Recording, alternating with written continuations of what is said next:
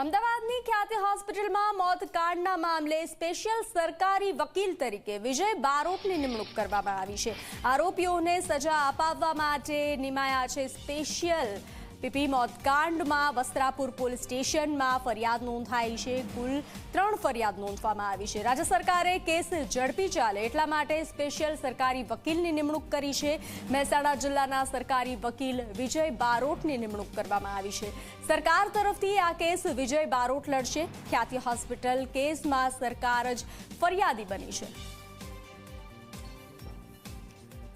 વધુ વિગતો આપી રહ્યા છે સંવાદદાતા હિતલજી। હિતલ, સ્પેશિયલ સરકારી વકીલ તરીકે વિજય બારોટની નિમણૂક કરવામાં આવી છે। સરકાર ખુદ જ ફરિયાદી બની છે આ કેસમાં।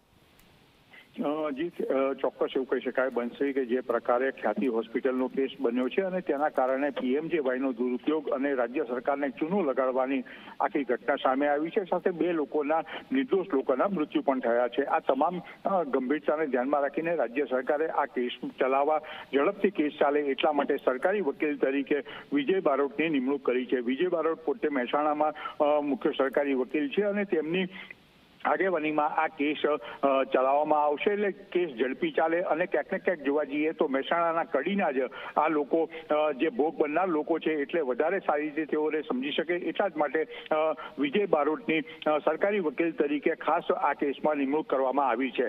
જી હિતલ, જાણકારી સાથે જોડાવા બદલ આભાર।